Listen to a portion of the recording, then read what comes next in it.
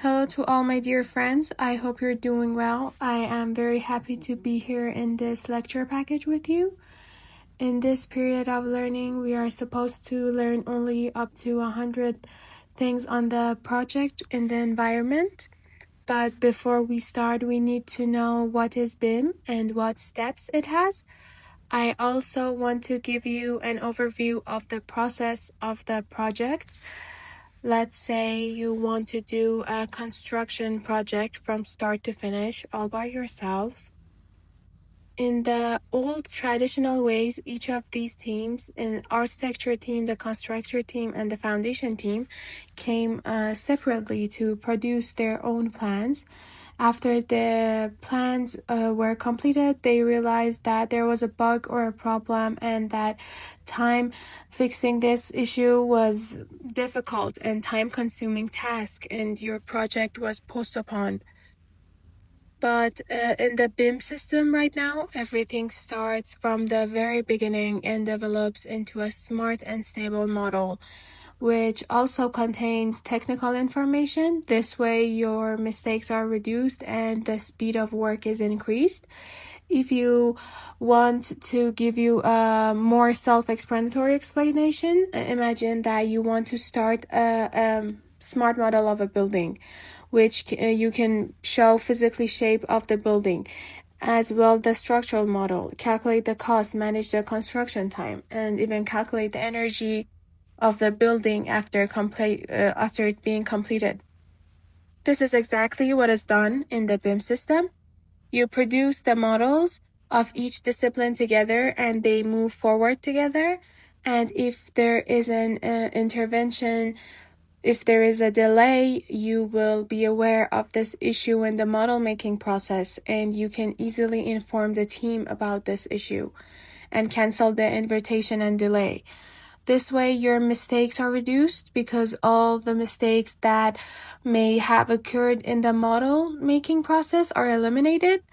That is, the invitation is recognized and these issues are solved, which saves you a lot of time. Now, let's see what steps a BIM project has. In the first 4 stages, there is a learning and programming phase, which is also called planning and pre-design. What is done in this phase? The first is to define the goals of the project. For example, in this model that we are going to implement only for design, or is it also used for construction and management? Or for example, what level of detail or LOD is this project going to be modeled with? And in this phase, we also present BEP documents, which is actually a very comprehensive document for a project, which corresponds to needs of the employees in the documents and all the details that are needed in the project included in this document. For example, what softwares are we going to use in this project? Both the name of the software and the version of those softwares. That is, for example, what are the key people in this project? Their information is completely recorded in this BEP.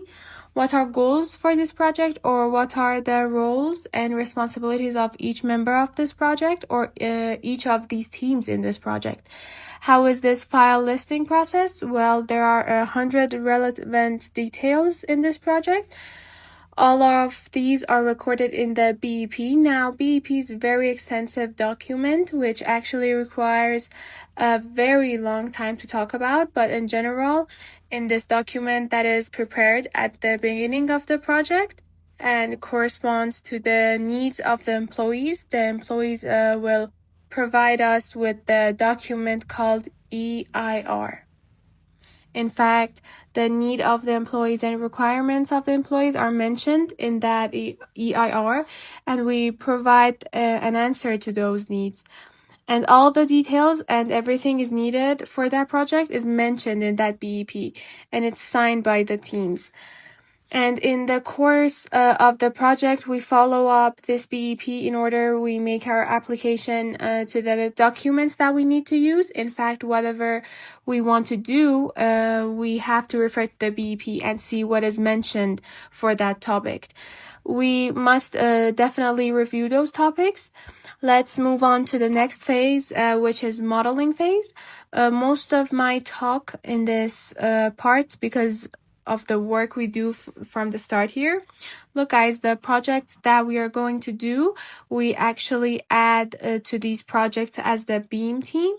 Now, we do the modeling and planning in the phase 2 plans. Now, suppose that we as the BIM team join the project, where should we start?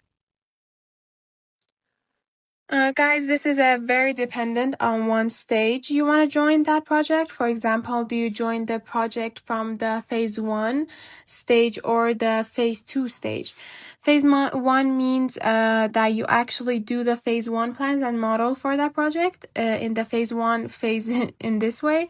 In fact, we produce the phase 1 model and album this way, and then you go to the next phase. You do the phase 2 plans and produce the phase 2 album this way. This happens when you join projects from the phase 1 stage, but there's a time when the phase 1 is completed in the CAD. For example, a Rhino model probably has the project. In fact, the phase 1 plans are completely confirmed. Now, the phase 1 plans are given to you and they say you have to do the phase 2 to these plans and produce the phase 2 models. Now, most of the time we join the project from this stage. In fact, in a company where I work now, we mostly join the project from the phase 2 stage. So if we're supposed to phase 2 the plans, naturally there would be a phase 2 designer who will produce the details and specify the materials and so on. In fact, the phase 2 of the plans is done by these phase 2 designers. And then those phase 2 plans are transferred to us. We model those plans in Revit. And now we complete the new plan, the album in Revit. So this is always when we join the project from the phase 2 stage. Now, in both of these phases, where should we start? When we join the project, where should we start? Guys, our work usually starts with the modeling of the instrument. Why do I say that usually? Because the modeling of the instrument is not always with us. In some projects, we do both the modeling and the instrument and the modeling of the design. But in some projects, the instrument is with another team and we only do the modeling. So that's why it's not necessary for us to do both instrument and the modeling together. Now, why don't I mention MEP at all? Because this issue is for the instrument and not the modeling being done by the team. The modeling and the design of the design in Revit is a temporary thing, but the MEP, because MEP is very special thing, and the team that does the modeling cannot come to the modeling of MEP. For example, we had a project from MR that had 9 villas, and we only were responsible for its architecture discipline. That is an architectural discipline. We came and did the modeling and produced the plans. The whole team was a separate team. It was actually in another country and gave us the design file. We would link the file, and of course we would make a coordination and we would respond to the interventions to them. We would hold a meeting and we would remodel their design and send it back. Exactly the same that MEP actually did. So the design team was a separate team and the facility team was also separate, but we always had the coordination together.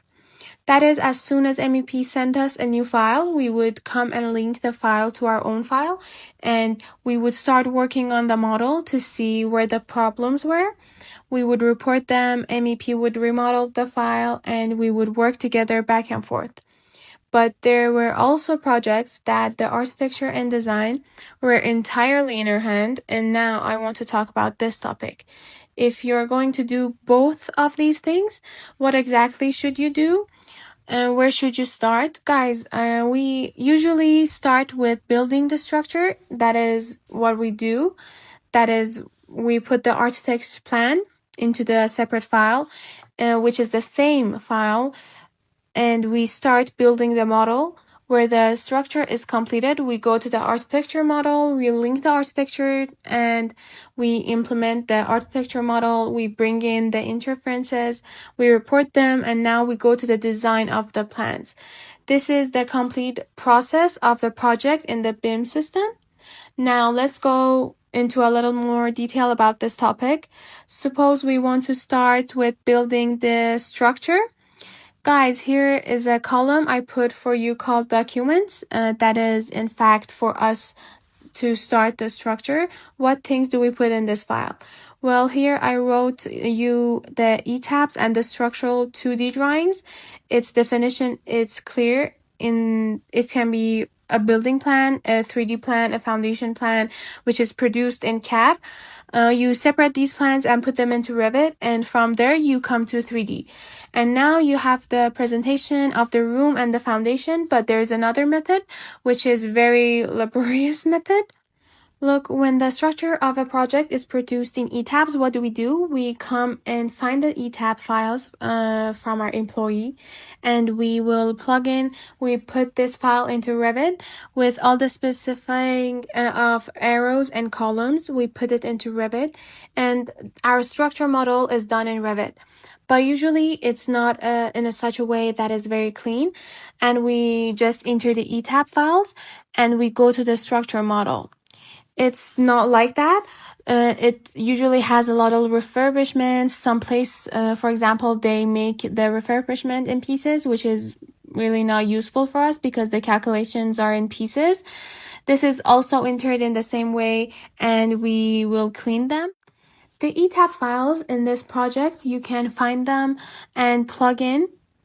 You put it into Revit. In my opinion, it's very good to do a lot of refurbishments in your time, but it is much better than doing the model from scratch. If you did not have ETAB files, you have to put the plans into Revit from scratch and start modeling.